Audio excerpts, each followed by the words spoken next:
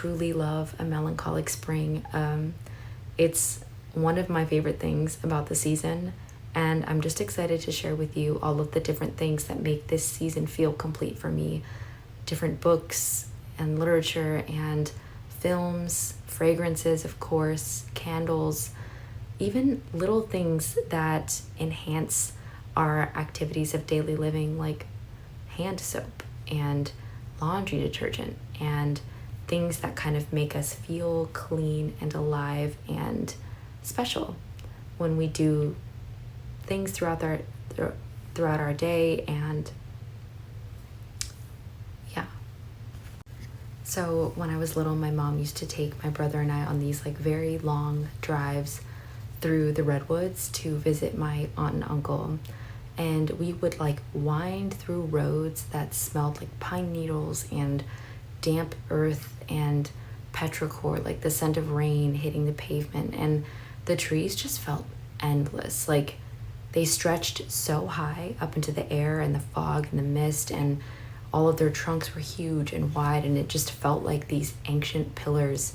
Like I just couldn't understand how anything like that could have grown from the ground. We'd like roll down the windows, and even when it was cold, just to like breathe in the air of all of these beautiful natural things. And it smelled like wet leaves and wood smoke, and you could almost smell like smoke from curling chimneys from like little houses that kind of were like nestled into the woods. And I don't know, sometimes we'd pull over and walk amongst the trees and feel just like the forest floor that was soft and spongy beneath our feet. And I just remember there being like tons of like little ferns and pine needles all over the ground, and it always felt like stepping into another world and really like a place that was almost untouched by time. And these are kind of the memories that I associate with spring and summer, and I've always loved that. My aunt and uncle were beautiful, beautiful people. I've written about them frequently in my Substack, and they had the cutest little house that was like nestled in the forest. They had like these huge windows as well, where like when you looked outside, it was this picturesque, perfect vision of the woods, just trees, greenery, wet floors. It was just perfect.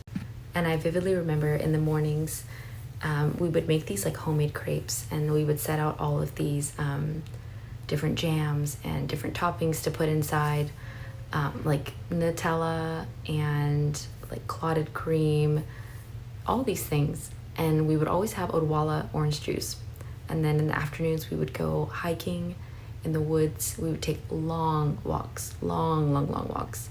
And we'd pack sandwiches to go. And then we'd go to their local bookstore and drink coffee and tea at the cafe and talk.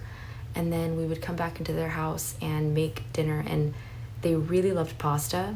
They originally are from Italy, and they're actually in Italy now, but like pasta was huge anytime we would come visit. And we'd always make like homemade pesto with pine nuts, and they would drink wine. My mom never drank, but they would drink wine, and we would all talk. And they were the kind of people who would like actually read the newspaper and the New Yorker, and they were just very well-read, well-spoken people, and I've always admired them. They really kind of paved their own path, and I don't want to say exiled or like, you know, left our family, but my family is very traditional and very conservative and very,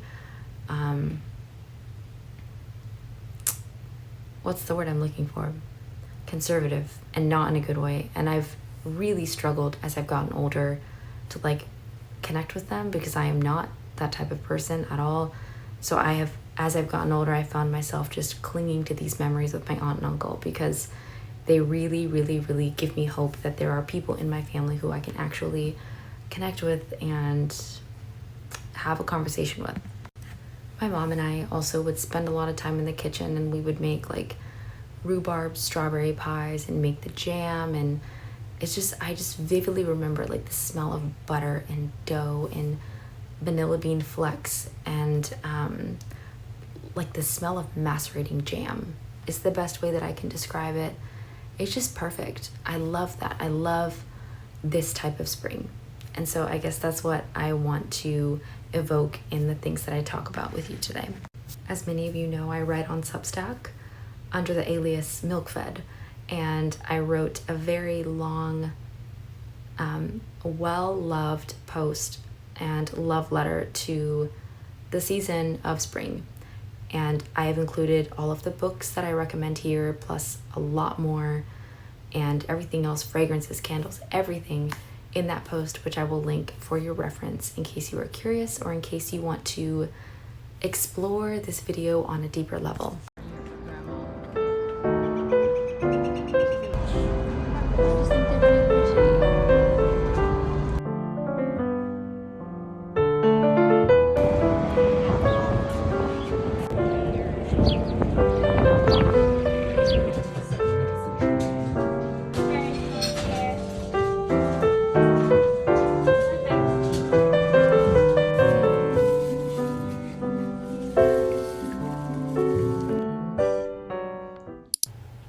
Okay, let's talk about spring books. I also want to preface that I worked very hard on a Substack post that is free on my Substack channel where I list out more books than the ones that I'm going to share with you. So it's like a full list of spring literature, as well as films and music and everything else that I'm going to kind of like talk about briefly. I have a very like thought out list of fragrances and candles as well. So if you are curious about like all of the books that I'm about to list and everything else, I'm going to link that post down below in the description so you can go check it out at your own time, at your leisure, enjoy it while drinking coffee and eating coffee cake on a Sunday or whenever you choose to. I also want to preface that I enjoy a different kind of spring than most people. I very much enjoy a melancholic spring, petrichor and gloomy rainy days and crisp white linen, and I very much enjoy ethereal Victorian ghost type of spring. So with that said, I'm going to share this book list. They're not all dark and twisty, I promise, but just keep that in mind. So with that said, here is your spring reading list. It is lush, melancholic, a little gothic, a little enchanted, books for the in-between season when everything is blooming but still feels haunted by what came before. So starting with the first book, I don't have this one on me, but it is A Room with a View by E.M. Forster. This is desire, freedom, and the longing to break free. It's a girl on the verge of settling for a life of polite repression who finds herself unraveling by a trip to Italy, and by light, beauty, and the pull of something more, she kind of finds her way in a new journey. This is golden fields, wild violets, and the ache of wanting more. Perfume by Patrick Susskind is a novel that lingers like scent. It is decadent, unsettling, darkly hypnotic. The main character is born with an extraordinary sense of smell, but no scent of his own, and he becomes obsessed with capturing the essence of beauty itself. It is a book that smells of violets and musk and death. The Master and the Margarita by Bulgakov. This is chaos and magic and the devil in Soviet Moscow. It is a persecuted writer, a woman to sell her soul, a black cat walking on two legs. This is satire, philosophy, romance, and absurdity, shot through something with strange and beautiful prose. This is fantastical, mystical, philosophical literature at its absolute finest. Swan's Way by Proust. This is memory that moves like water, soft, fragmented, slipping away even as you hold it. It's about childhood, love, jealousy, and the ache of lost time. This novel reads like spring. It's full of fleeting moments and quiet devastation of change. The next one that I want to talk to you about is The Waves by Virginia Woolf. This is a novel that moves like the tide. It's constant, shifting, and dissolving. It's about 6 lives from childhood to adulthood, but the plot is secondary to the feeling of time itself, which really slips away through your hands. It's dreamy and melancholic and filled with light and shadows. Villette by Charlotte Bronte. This is solitude, longing, and unfulfilled desires. Lucy is quiet and watchful. She moves to a foreign city where her world is filled with candlelit rooms, ghostly figures, and things that are just out of reach. Middlemarch by George Eliot. I'm currently reading this right now. This is idealism versus reality, the weight of marriage and the quiet struggles of ambition. Dorothy, one of the main characters, is somebody who longs for meaning and chooses the wrong path to find it. It's interwoven lives, small disappointments, and something that is just so deeply and profoundly human.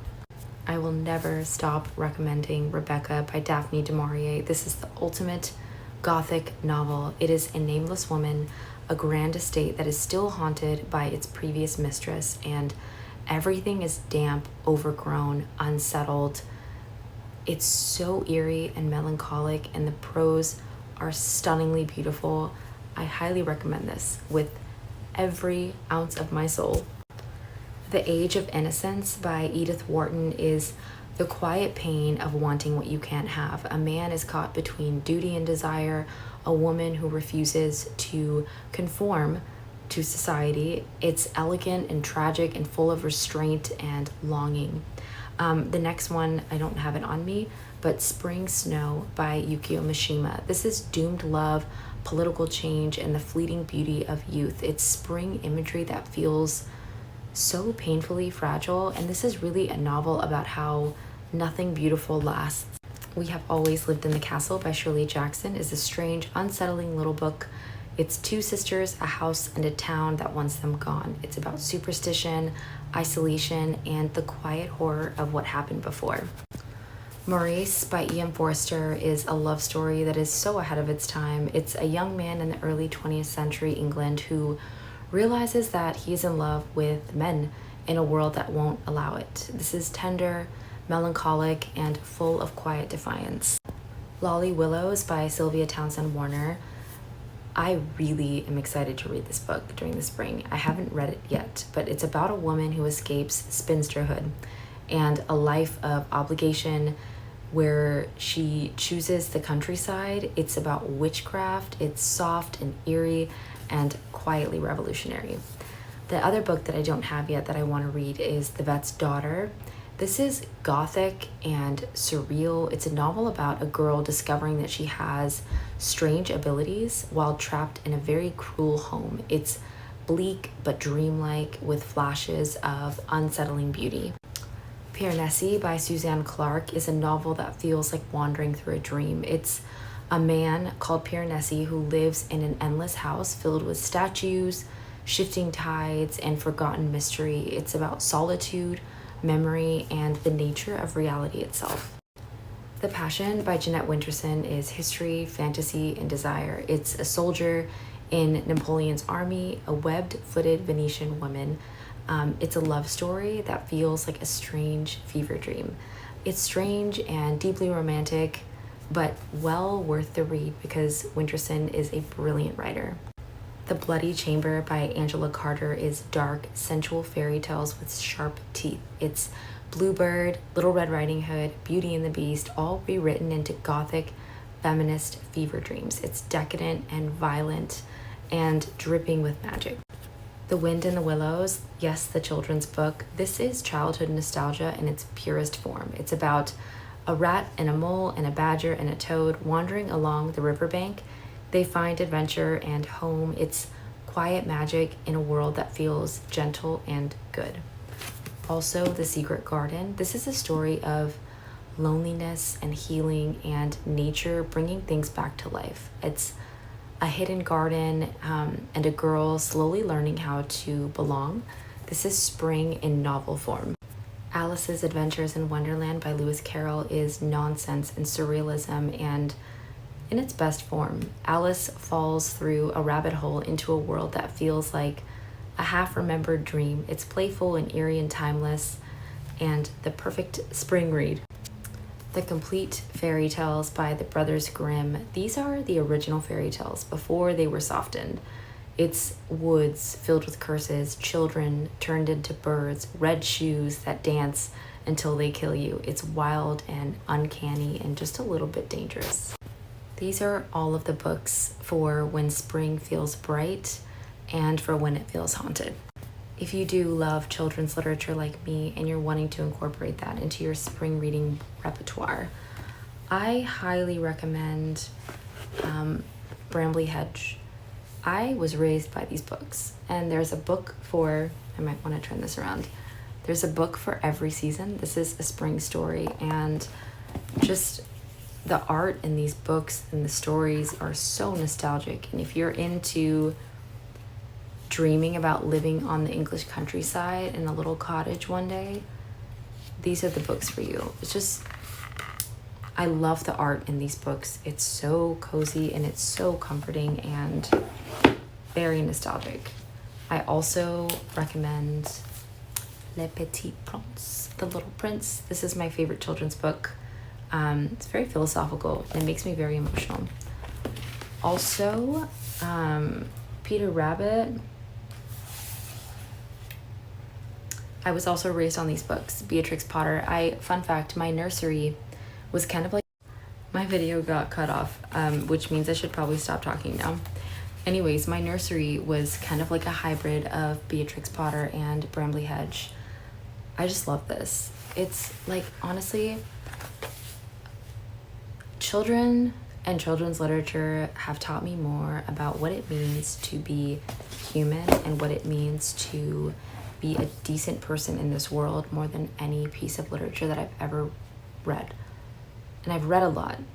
And I've read really dense, like, philosophy. I've read really, like, challenging novels. And to be honest with you, as much as I love those books, like, Frog and Toad, come on, like, Frog and Toad, that story is one of my favorite children's books of all time. And if you have not read Frog and Toad, that is your homework. The other one, kind of underrated, deep cut, Babar. I love Babar so much. There's a French bookstore called Albertine in New York City, and they have all of the Babar books in French, and they're so cute. Like, this one is Babar Learns to Cook. So they're learning how to make, like, all these different things, cookies. He's kind of cheeky. I also really loved Richard Scarry, and what else did I like? I loved Little Bear. I loved Angelina Ballerina. I loved Arthur and Franklin, and there was this other book called Guess How Much I Love You, and I adored that book as a child too. But if I could only recommend one nostalgic piece of children's literature out of this little stack, it would probably be, actually, I can't say. There's too many good ones. Anyways, that's kind of the gist of spring reading. I have more books in my Substack, so if you're curious about other books, or if you're looking for something like weird and hyper specific, like, put a comment below. I try my best to respond to all of the comments. You could send me an email. But, like, I love curating things. I love picking out specific recommendations, not just for books, but fragrances, films. Like, I love finding something for you, something very specific and weird and enigmatic. I really enjoy that.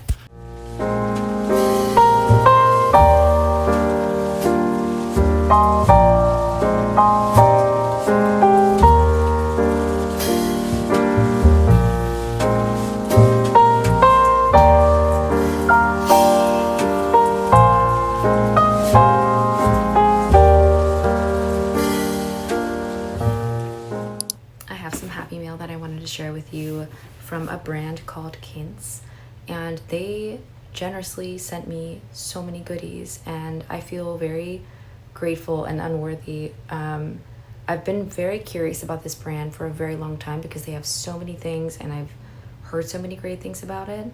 So I want to tell you what I got. No obligation to do this, by the way, but I genuinely loved everything, and it felt like the most Caitlin gift. Like everything that they picked was very me core.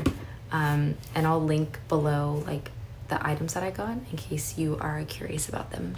So the sweater that I'm actually wearing right now is one of them. I very much wear a lot of black, as you may have noticed. And I really like the neck on this is really pretty. It's kind of like a cowl scoop neck situation. Can you tell that like my hair is my security blanket? I always like have my hair in my face and in front of me because I just like, I don't know. Anyways, but it's a long sleeve sweater and I love wearing black sweaters. I wear black sweaters with almost everything just because it's my safety color. And I also got these like super cute loafers. This is what was in the box. It's kind of hard to see, but I'm gonna like do a flat lay video so you can see things better. By the way, these have never been worn outside. I am very neurotic about shoes never stepping foot in my home. So these have never been worn. Just, I had to say it. But they're super soft. Like the leather is extremely soft and they're really comfy like when I tried them on, and there's like an elastic back. So they fit perfectly. They fit like a glove. And I love loafers. I am a loafer girl. Loafers over flats and loafers over heels any day. I also feel like these would be super cute in the spring. Like if you paired them with like white socks and like a black sweater with maybe a white like collar thing situation underneath. I don't know. I have the vision in my head. I have like a little Pinterest board of all my spring summer outfits and they're all like black, white, tan. I am a creature of habit. The next item is, I think, one of my favorites. It's actually jewelry, and it's this, I love dainty, sentimental jewelry. I don't wear a lot of it, but the pieces that I wear mean so much to me. And I'm gonna do like a overview of what this ring looks like because it's probably hard to see. But it's this little like baby diamond baguette. So simple, so minimal, and it like, I don't know, like it just looks so pretty. It's so cute and simple, but like all my other jewelry that I wear is like very, yeah, sentimental. This is from my mom. This is my mom.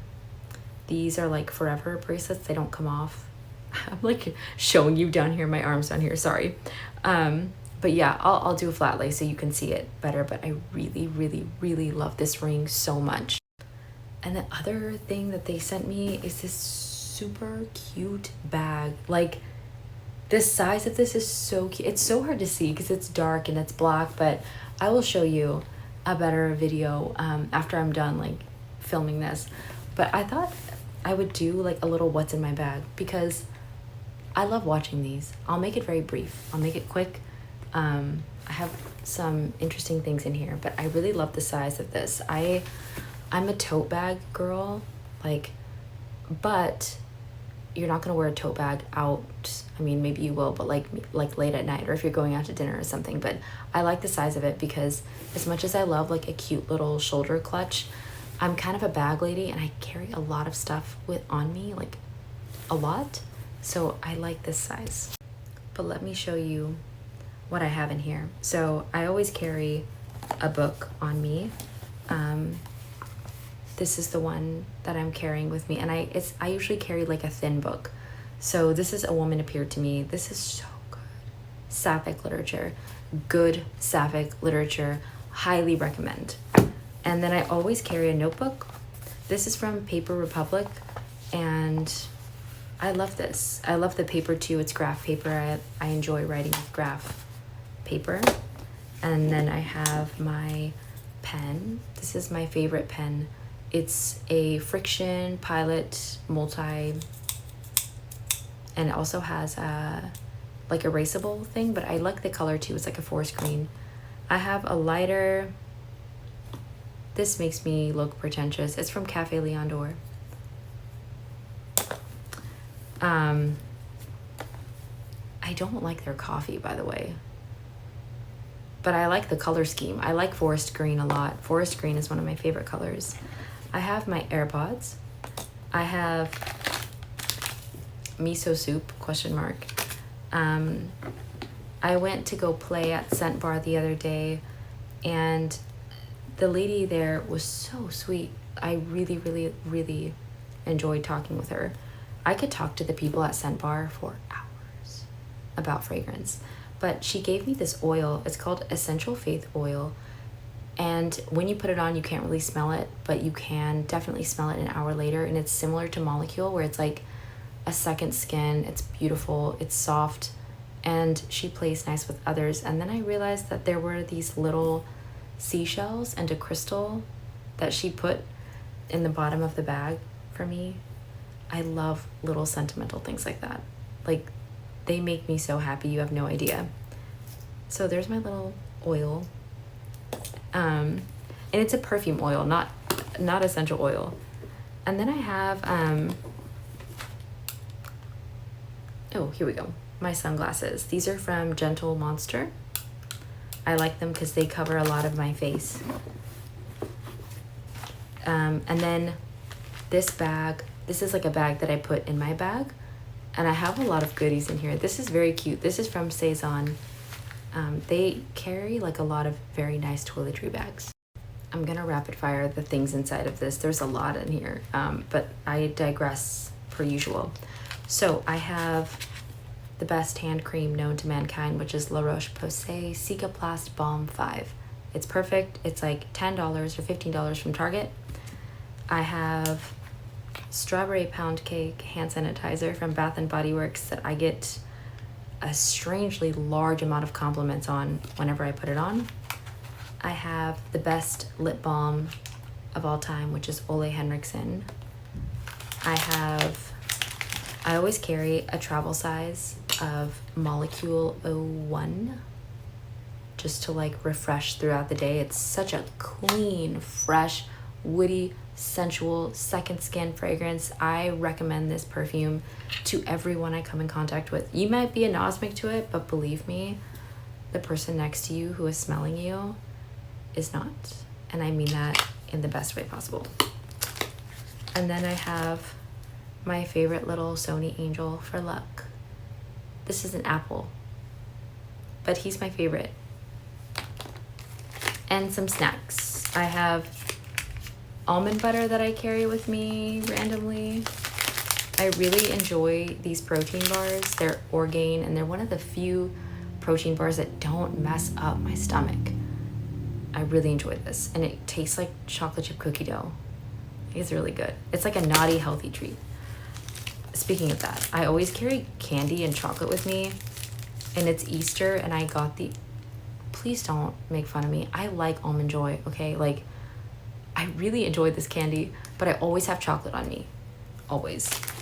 I have this, like, dried fruit bar, and one of my favorite snacks. I get these from H Mart now. They're like taro sticks. They're like a rice cracker, like a rice stick, but inside is taro. It's like a taro custard. It is so good. It's so good, and it's light, and it's just a nice little treat to have if I feel hungry. That's basically everything in my bag. My tote bag is exponentially filled with more things. I've always been kind of like the mom of the group. I always have snacks, pads, tampons, first aid kit, nail file, like literally everything. I've always been that person. So I always feel kind of naked when I carry a bag that's smaller than a tote bag. But alas, that's everything. And thank you to Quince. I very much adore every single piece that they've sent to me, and it made me happy. It totally made my week.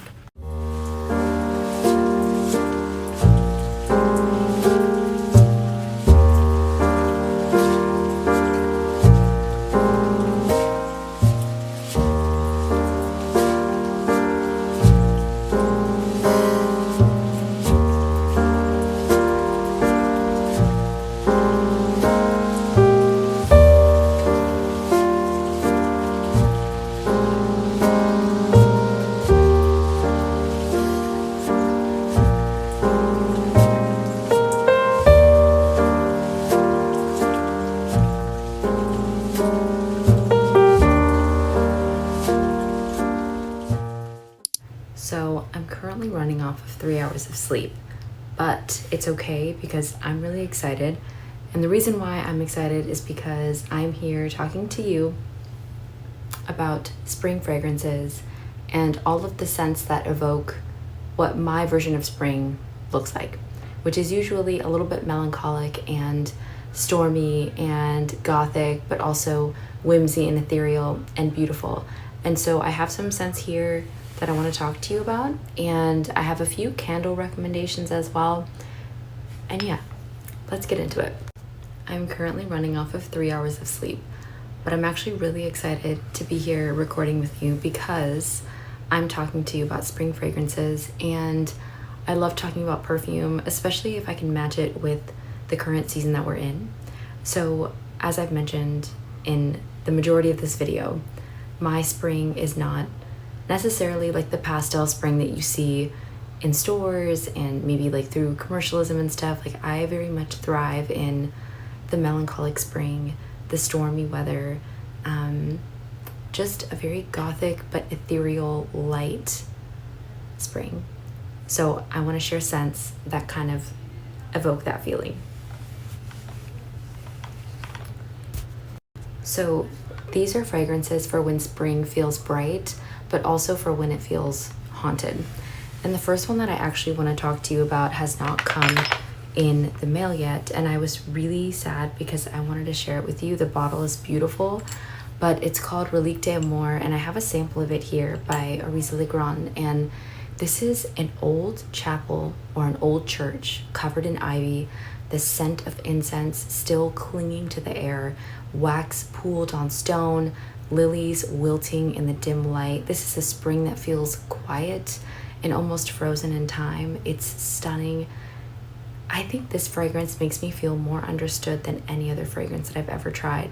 And it's because it's quite ghostly and ethereal and haunted, but it's cold, and it's also like enveloping and addicting, and like I just want to like bite my skin when I wear this. And I usually layer this like I do with all my other perfumes with Molecule, and the reason is because there is a lot of ISOE super in this, which not only enhances your skin but also the fragrance that you're wearing, and the combination of the two is just, it is lethal.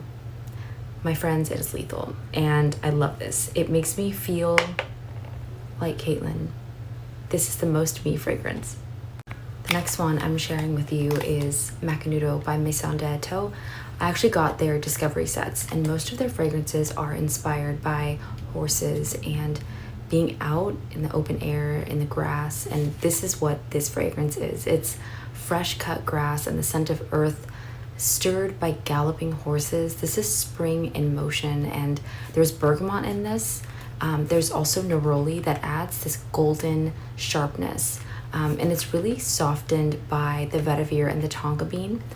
To me, like, this smells like freedom, like wind rushing through open fields, like running barefoot with no destination, just the feeling of movement and wild horses, and it's beautiful. All of their fragrances are stunning, but this one, as well as Noisette, and there's one other one that I cannot put my finger on. Actually, I'm gonna look and tell you because it's my second favorite, and it's called, this is it. It's called Rotano. This is a lot more masculine, a lot more animalic, and I like that. I love masculine fragrances. I love androgynous scents, so I highly recommend it. The next one that I want to talk to you about, this is a sample from Scent Split, and I love their samples because they come in like very nice vials like this one, and it's called Unspoken Gesture by Joram Studio. This is very savory. It's soft, it's warm, and it's effortlessly intimate. There's fig and hazelnut that really bring this like quiet sweetness, like steam curling from a cup of tea. But there's also rice and sandalwood that settle into the skin like a skin scent. And this scent to me is like a moment of stillness. It's something familiar. It's something that you don't have to think about. You just kind of sink into it. Like I said, there's something very addictive to this, and I can't put my finger on it because if you look at the notes, like you wouldn't think that it would smell the way that this smells, but it's so unique and I love it. It's tantalizing. The next one is LB from D'Orsay, and this is orange blossom and aldehydes. And they like shimmer together like early morning light. It's crisp and it's weightless and it smells like fresh linen, open windows, and something that's about to unfold. The next one I have is Iris Silver Mist by Serge Luton, and this is cold, airy iris. Like fog rolling in over damp earth. It's rooty and metallic and very ghostly, and it's fleeting but impossible to forget. This next one is from Diaz and Durga, and it's called Mississippi Medicine. I did not expect to like this until the woman, her name is Dana, at Scent Bar introduced me to this fragrance, and it is pine and birch, like smoke hanging in thick air, and the ground is still damp from the rain. It's earthy and raw, like stepping into the woods where nothing has been touched for years. That's what this reminds me of. And it kind of brings me back to camping, like as a child, camping with my family. It's really, really beautiful. And this would also like fare well in summer weather too. It's just, I don't know, I love earthy, piney scents, and this is perfect. Himitsu Violets from Regime de Fleur. This is Tears, but I'm holding the bottle because this is Regime de Fleur too. When I smelled this, I really, really loved it. I thought it was a beautiful floral spring scent. There's violet, heliotrope, like they're being pressed in between old book pages. And there's also a suede note that kind of just like lingers underneath the floral notes. It's very reminiscent of spring. It's light and it's fleeting, and it fares well with warmer weather, with colder weather. It's perfect. The next one is another fragrance that I ordered recently that has not come, sadly, but I do have a sample of it. And it is called Hammersmith Tea and Biscuits by 4160 Tuesdays. And this is black tea steeped just a little too long. There's an oat milk note that swirls in, and it smells like lemon pastries dusted with sugar. It's cozy and nostalgic, and it's kind of the scent of slow mornings or afternoon tea, having shortbread with your best friend or your mom, or I don't know, it's very cozy and comforting. It's a great spring gourmand. This next one is Naked Dance by Oddity, and this was generously gifted to me by Scent Split.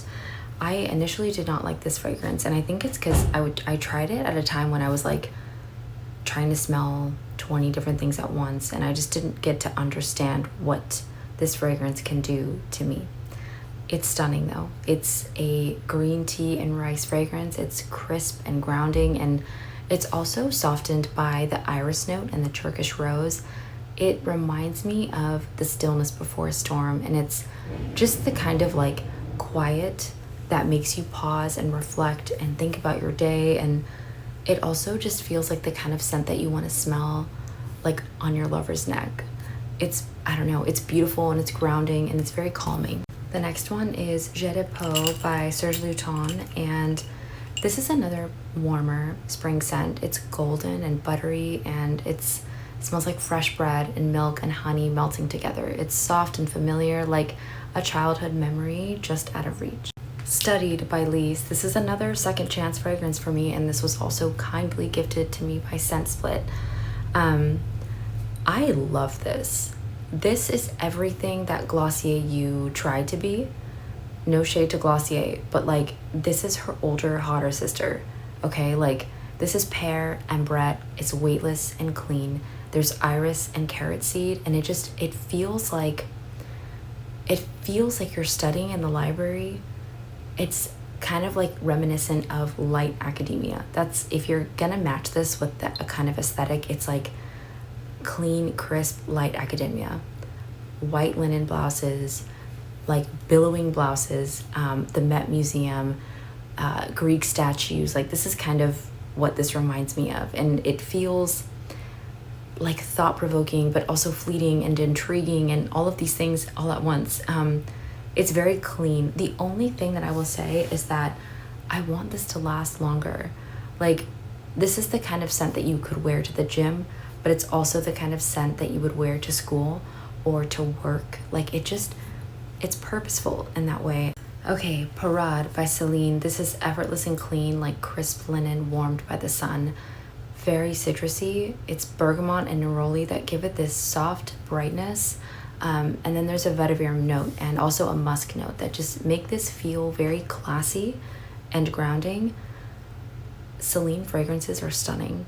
Like, I have Dans Paris, which is more of like a fall scent, but Parade is stunning and perfect for spring, summer. Okay, Neroli Orangere by Matière Première. This is neroli and orange blossom. It's golden and fresh, and there's musk, ylang ylang, that really make it feel smooth. It smells like spring air through an open window. It's light, but it's also comforting. Forgot to put pause. English Promenade 19 by Kreigler is bright and sunlit like citrus trees, and it smells like a light spring breeze that carries the scent of jasmine and neroli and orange blossom. It's clean and crisp with a timeless elegance that just makes sense for the season. Also, Audrey Hepburn wore this on the set of Roman Holiday. This was like one of her favorite scents. Carnal Flower by Frederic Malle. I have the little perfume and the body lotion, and this is big, lush tuberose. It's creamy, but it's not heavy. There's a coconut and a melon note that keep it feeling so fresh. It's like bare skin, salt air, late spring, when everything feels alive. Frederic Malle can do no wrong. And the nose behind this fragrance is Dominique Ropion, who did Portrait of a Lady, who I have over there, which is like one of my favorite scents of all time. Highly recommend this one. Parisian Musk, which I have a full bottle of this on its way as well.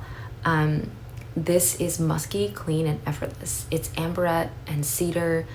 Those two notes make it feel like a perfectly undone white shirt. It's easy, it's natural, and it's something that feels addictive, and it lingers as well. Like, if you walk by somebody, this scent lingers and you want to run up to that person and ask them what they're wearing. It Would Not Be Spring Without Tears by Regime de Fleur. This is lilacs caught in the wind. It's soft, but it's haunting, and it just smells like something delicate fading away in the breeze. It's perfect. I also must mention Gabar, like in every video. This is Float. Also Lull is another really great one, but it's basil and lemongrass on warm breeze. It's gardenia blooming as the sun sets. It's airy and fleeting, like golden light stretching onto bare wooden floors. This is Naked by The Maker, and this is like bare skin and golden light. It's musky and it's soft, like warmth settling into your bones. It's effortless and familiar. I love this scent. I love the Maker Hotel scents. The other one that I want to talk to you about is Fleur de Peau by Diptyque. I went into a Nordstrom recently and got a sample of this, and I love Diptyque, but their scents tend to go really powdery on me, which I very much do not like. But this one is really pretty and it's clean. So this one is like musk. It's musky and it's iris, and it melts into the skin, and there's aldehyde notes that kind of fizzle into this static scent. And I don't know if that makes sense to you, but there are some scents that kind of evoke TV static. It's fizzy and soft and quietly radiant, like the air just before spring fully arrives. We also have Molecule plus Iris, which is just a whisper of iris. It's cool and weightless, like catching your reflection in a rain-streaked window. That's what this is. It's barely there, but it's impossible to forget. I talk about my two children ad nauseum. Their names are Valaya and Molecule. And I know these are not super niche. I know these are not like, you know, something new and out of the ordinary, out of the box. Truly though, like, not only do I get the most compliments on these fragrances, but if I want to feel like light, fresh, clean, while simultaneously feeling warm and grounding, which feel like a juxtaposition when I say it out loud, I just know that this will never fail me. It will never, ever fail me. and I wear it all season long. This is just like my go-to for everything. And it's not offensive, which I really like. I'm all for wearing skanky patchoulis and dank, earthy, like androgynous smells. Like there's a time and a place. If I'm unsure, I can count on them. These are great for spring as well.